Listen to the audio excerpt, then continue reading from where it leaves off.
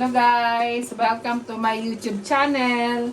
Magluluto tayo ng saluyot sa kalabong. So ito yung mga sangkap ko. Labong at saka saluyot. So meron din akong yung ulo ng hipon. Inanuhan ko siya ng mainit na tubig. Tapos tinanggal ko yung mga ulo. So gigisa na natin. At saka meron akong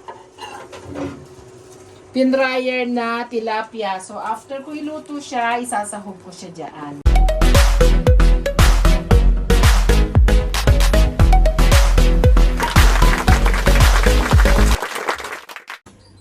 Wow!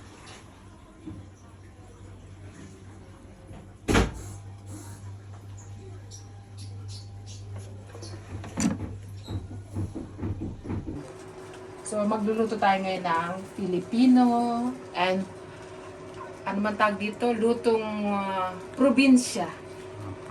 Kumbaga. Okay. So, start na tayo. So, maglalagay tayo ng, mas masarap kasi kung butter ang ilalagay. So, lalagyan natin siya ng butter. Panggisa. Yes.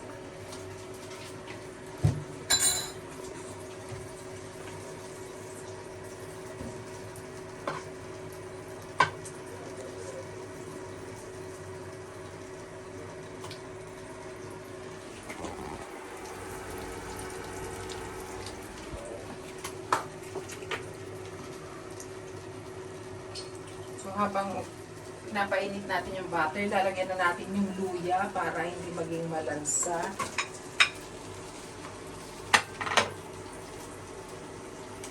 Ayan.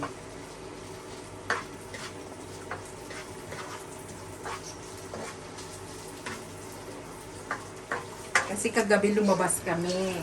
Pumunta kami sa supermarket. Eh, may nakita kasi ako ng saluyot at saka itong bagong isda na masarap isahog sa saluyot.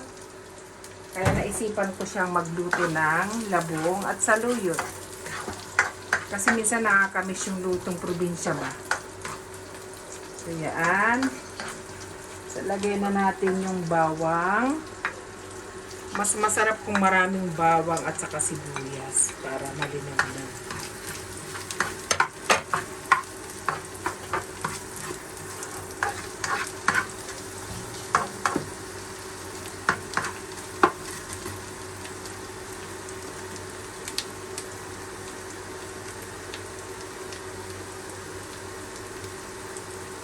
Ano ko naman yun eh.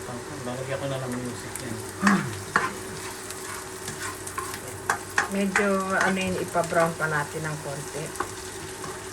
Yung Tayo na nga 40 minutes. bawang.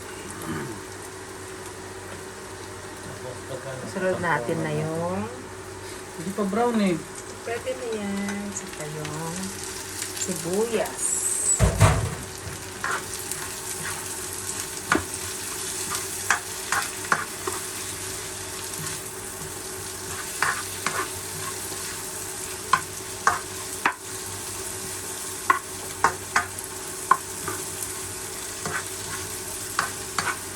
Nung araw, sarap magluto ng nanay ko ng ganitong saluyot.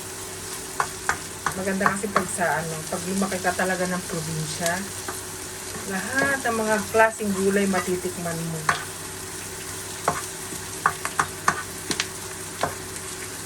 Ayan. Tapos, isunod na natin yung bagoong isda.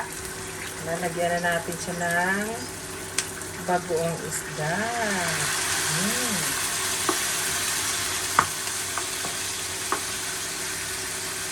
Okay. Yan.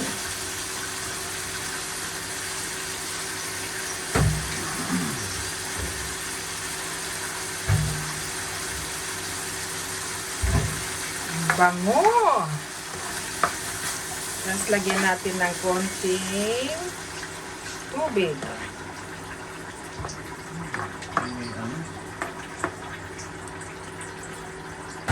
pala, nakalimutan kong lagay. Ano yan? Ilagay din na rin natin yung pinagalan ng hipon. So dapat instead na tubig yung hipon dapat. Oo, dapat yung okay. hipon dapat para mas lalong malinamnam. Nataranta. Hmm, Nataranta lang sa pagbibideo. sarap. Pero masarap naman siya. Habang hintayin natin, pagulan natin ng konti. Pag medyo pagkumulo na siya, lalagyan na natin yung saluyot.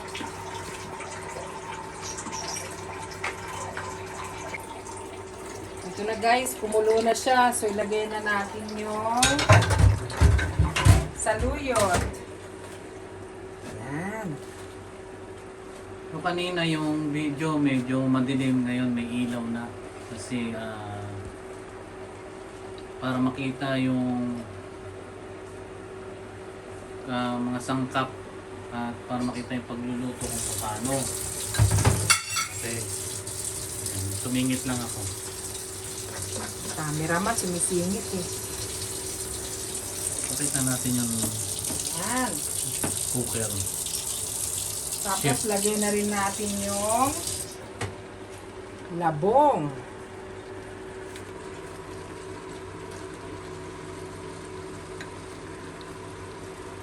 Ito mga masusustansyang pagkain pag sa probinsya, kahit ganito lang ang ulam namin. Tapos merong mga inihaw lang na isda. Ay, masarap na siya guys. Kaya dapat ganito lagi ang iluto nyo. Para masustansya lagi ang pagkain. Tapos mamaya titikman natin siya. Yes. Ano ito? Tanghalian. Yeah, tanghalian to. So takpan ulit natin hanggang pakuluan natin ulit siya.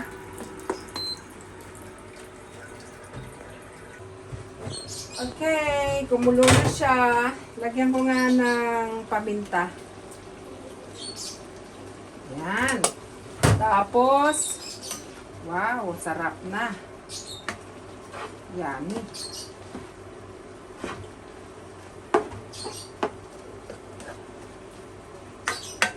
Tikman natin kung hindi siya maalat sa... Wow, ang sarap. Lagyan natin siya ng magic sarap.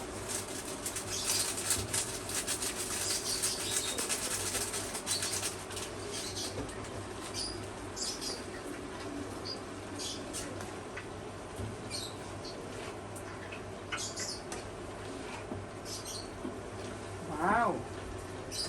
Tapos, para mas malinamnam siya, yung ating tilapia na pinryer. So, ilagay natin yung isa. Yan. Wow.